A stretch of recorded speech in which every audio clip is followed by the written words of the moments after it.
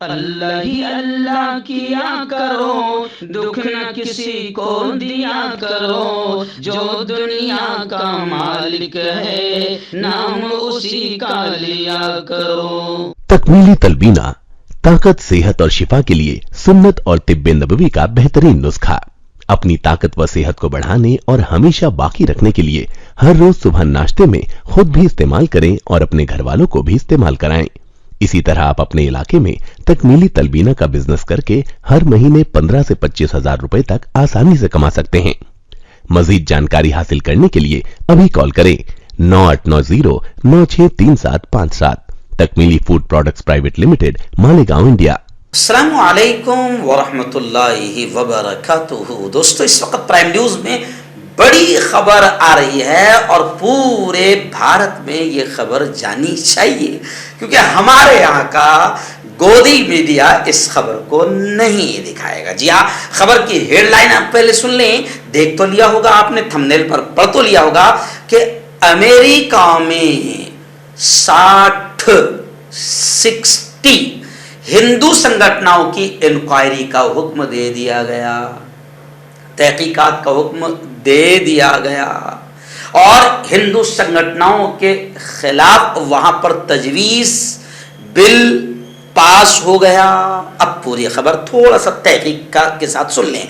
इस वक्त मेरी निगाहों के सामने ये जिस पेपर की कटिंग मेरे सामने है, यह है मुंबई से निकलने वाला एक उर्दू का बड़ा पेपर है, मुंबई उर्दू न्यूज।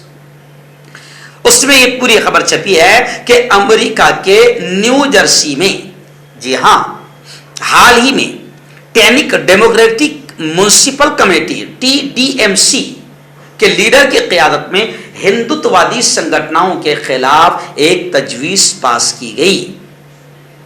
जी हां, उसमें विश्व हिंदू परिषद, VHP, हिंदू स्वयंसेवक संघ, सेवा इंटरनेशनल समेत 60 हिंदुत्ववादी संगठनों पर दहशतगर्दी को बढ़ावा देने का इल्जाम लगाया गया और इनकी तहकीकात का, इनकी इंक्वायरी का हुक्म दे दिया गया।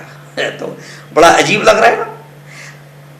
भारत जिस देश को सबसे बड़ा पावरफुल देश मानता है, जिसके नक्शे कदम पर चलकर विकास और तरक्की समझी जाती है, वो अमेरिका बैंक किस पर लगाने की बात कर रहा है और किस पर आतंकवाद का इल्जाम लग रहा है, ये आप देखें। मैं नहीं कह रहा हूं, न्यूज कह रही है। हाँ, आपको गोदी मीडिया नहीं दिखाएगा, अच्छी न्यूज है ना। जी हाँ, नहीं दिखाएगा गोदी मीडिया। गोदी मीडिया को चाहिए वो जिससे एक खास समाज बदनाम हो, वो न्यूज इनको चाहिए। लेकिन आज मुंबई उर्दू न्यूज में क्लियर तौर से बताया गया कि अमेरिका में बाकायदा तजवीज पास की गई और कहा गया कि हिंदुस्तान में भी ये वो तंजीमें, हिंदुत्ववादी संगठनें जिनकी अमेरिका ने इंक्वायरी का हुक्म दिया, तो उनमें ये भी उन्होंने ये कहा है कि ये संगठनें हिंदुस्तान में भी, भारत में भी और अमेरिका में भी अकलियतों, माइनॉरिटीज और अल्पसंख्यक के खिलाफ नफरत फैलाने का काम कर रही है। अमेरिका अब खुलकर आ गया सामने और वो कह रहा है कि ये संगठनें भारत में भी और अमेरिका में भी। अब भारत में तो इनका कुछ नहीं हो रहा।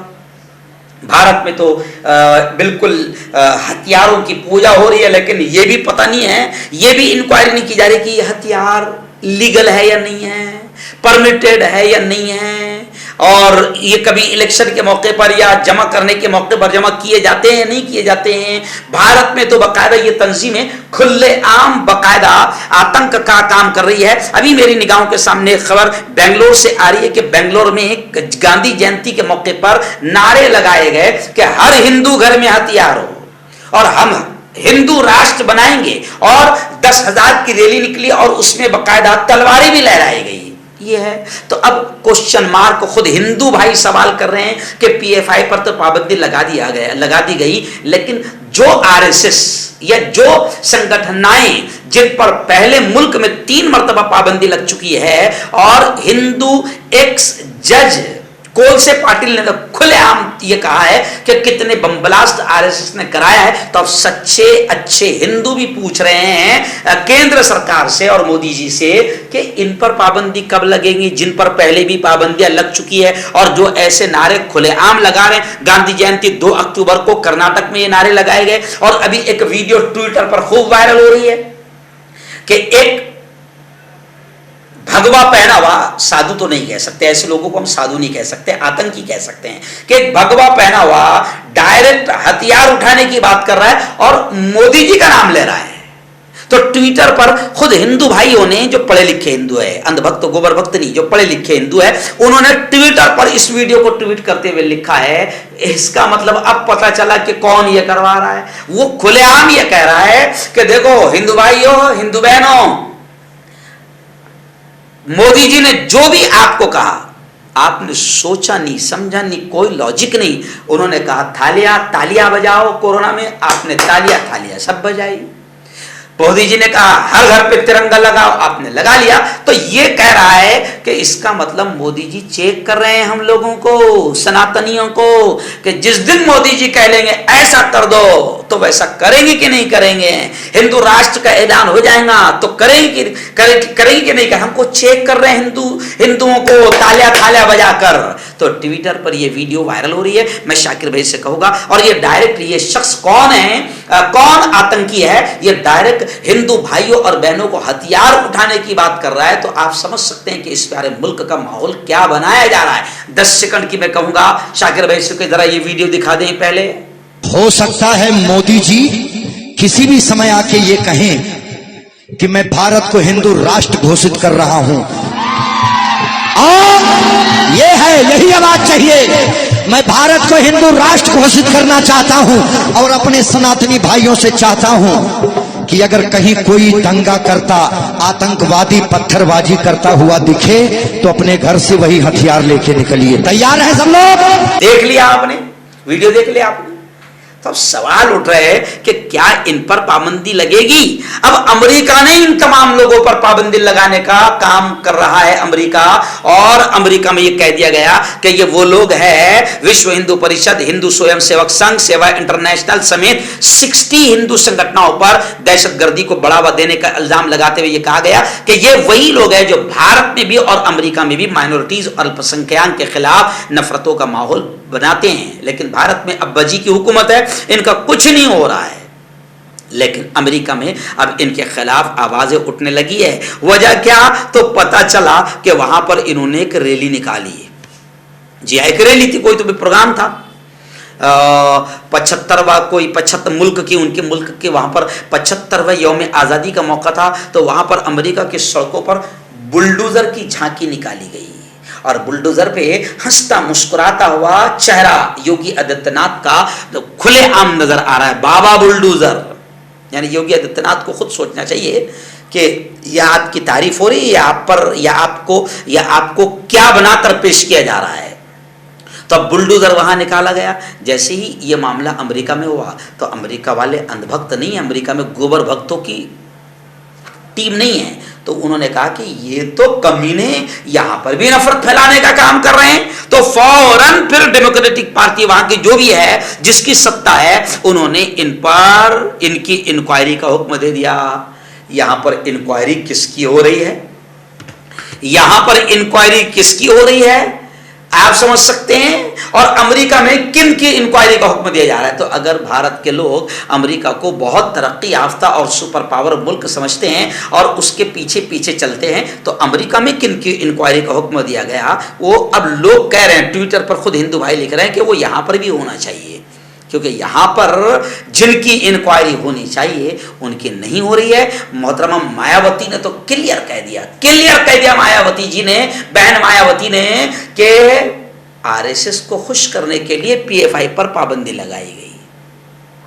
हम किसी का समर्थन नहीं करते हैं, ना करेंगे, लेकिन इंसाफ की बात करेंगे कि अमेरिका में जिनकी इंक्वायरी कराने का आदेश दे दिया गया और जिनके बारे में यह कह दिया गया कि ये हिंदुस्तान में भी और यहां पर भी नफरत फैला रहे हैं और इनका ताल्लुक, अमेरिका में कहा गया कि इनका सबका ताल्लुक आरएसएस से है। तो आरएसएस कितनी पवित्र तंजीम है ये अमेरिका वालों को पता चल गया और ये 60 हिंदू संगठनों की इंक्वायरी का हुक्म दे दिया गया। तो अमेरिका को अगर इतना मानते हो और अमेरिका के पीछे पीछे चलते हो तो अमेरिका ने जिनकी इंक्वायरी का हुक्म दे दिया, हिंदू भाई ट्विटर पर लिख रहे हैं कि हिंदुस्तान में भी उनकी इंक्वायरी की जानी चाहिए और उनके तमाम हथियार जिनकी वो पूजा करते हैं उसकी भी इंक्वायरी होनी चाहिए। बीच में एक हिंदू भाई की, एक हिंदू एंकर की वीडियो वायरल हुई थी जिसमें उसने खुलेआम कहा था कि भाई ये हथियार जो पूजा के लिए निकाले जाते हैं तो क्या कभी हुकूमत ने ये कोशिश किया कि ये हथियार लीगली भी है या नहीं है, इनकी परमिशन है भी या नहीं है, ये कभी जमा किए जाते हैं या नहीं किए जाते हैं। और फिर ये तो छोड़ो, ये साधु के वीडियो जो आपने देखा, कौन है साधु तो नहीं हो सकता, साधु संत ये नहीं हो सकते